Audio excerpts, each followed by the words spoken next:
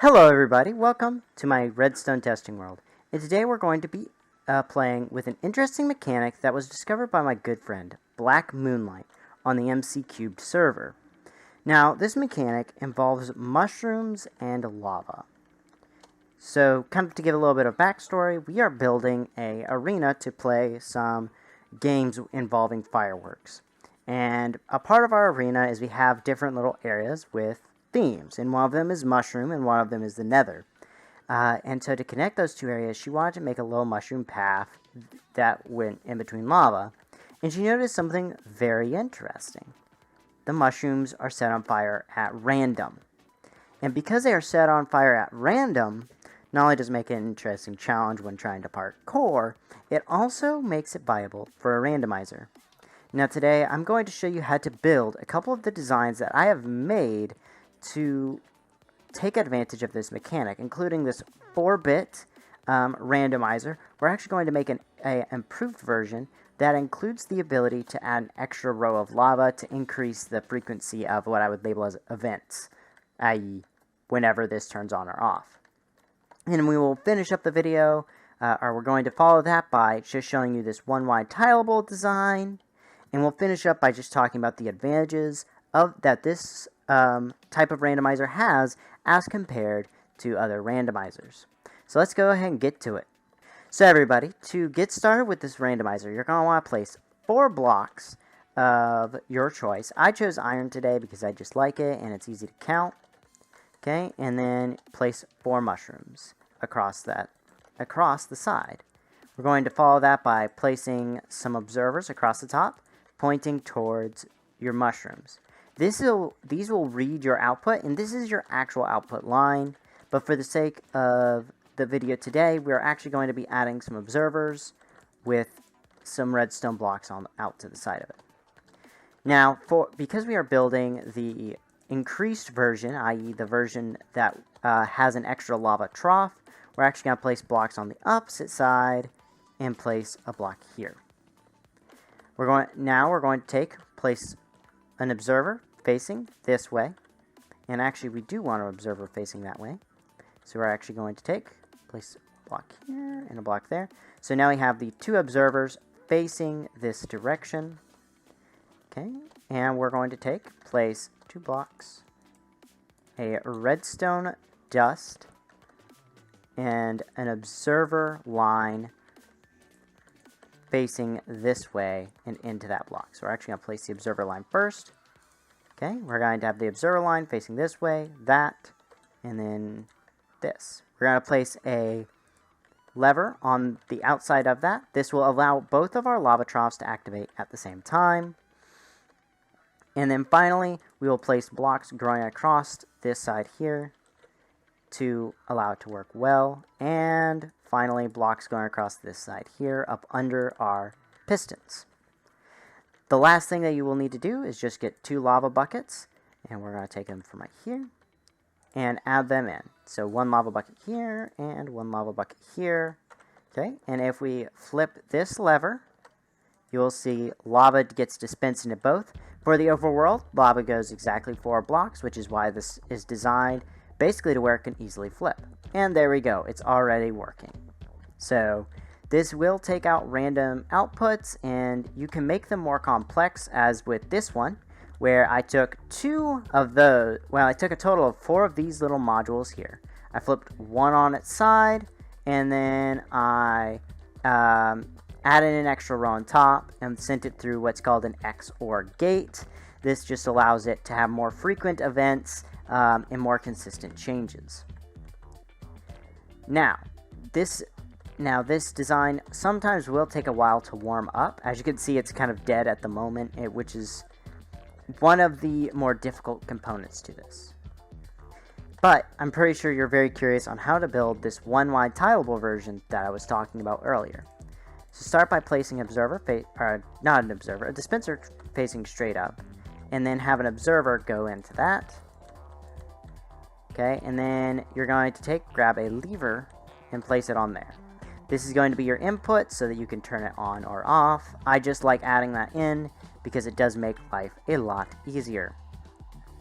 Then we're going to follow this by taking placing a mushroom to one side of it. Yeah, I prefer to have it face the opposite side of our and now you're going to have it actually face the opposite side as this observer here. That's just to allow it to have a much smaller surface area.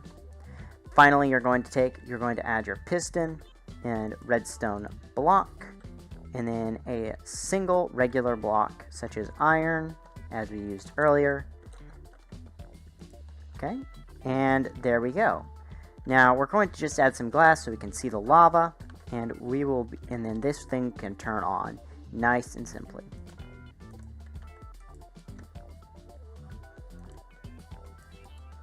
Okay, and if we flip this lever,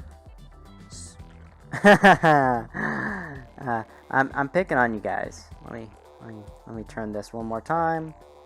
Add our lava bucket and skadoosh. There we go. Now we have a piece of lava. Now you only really have to have this dispenser component every 4 of these. So this could technically be considered 1 unit, these top 2 blocks. But I like this design. It is 3 blocks high, and I believe it's about 5 blocks long. 1, 2, 3. Actually, it's about 4 blocks long. Oh yes, 5 once you include that extra distance for the piston. But as I said earlier, you could just swap this out with an observer facing out, and it would work just as well. Now, it does have much fewer events unless you were to take and add basically another piece of lava on this side right here, which you could do, and of course I do that. There we go. And that's how you would build this.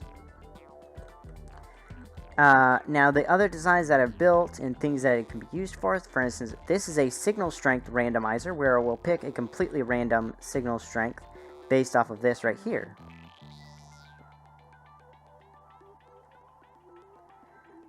Now, let's talk advantages and disadvantages. Now, this randomizer is a fully pseudo-random system, and without any way of really controlling the probability of a specific block igniting outside of maybe adding an extra piece of lava to one side. But still, even then, it's going to be based off of the randomization for Minecraft itself. So by taking advantage of that, you can basically take your game's randomization and apply it to any redstone contraption you would like. Now, would this be ideal for a minigame? No. I would strongly suggest maybe an item-based randomizer, such as the dropper hopper randomizer, where you simply take a dropper and then a hopper, and you take a comparator output of your hopper to get your actual output. But for a computer, this is a really excellent design because it is one-wide tileable and is relatively rapid, especially as you stack it together. The more of these modules you have, truthfully, the more random you can make it. So, for instance, I could add another layer on top of this, add an additional XOR gate here, and have that feed into a completely different system. And therefore making much larger, much more interesting randomizers. Now, the next question that some might ask is, when and why hasn't this been discovered yet? Truthfully, I don't know. I have done my research on it for a couple days, and I have not found a single case of this mechanic even being mentioned, to be honest, let alone being used. And as you can see, even previous recording attempts, just to make sure that I've gotten everything as good as possible taken care of. But overall, I think that this is a wonderful and very interesting idea. I'm actually looking forward to maybe using this as a randomizer in a survival-based computer, as it's tiny. It's got a very minuscule footprint, and outside of maybe the redstone blocks, which can be swapped out, I feel like it's completely achievable and very cheap to make in a survival world. And because I'm trying to build a survival computer in my series, A Journey to a Redstone Computer, I think that this is an excellent contraption for that. But, without further ado, This is Native Light signing out, and I hope y'all have a wonderful day. God bless y'all.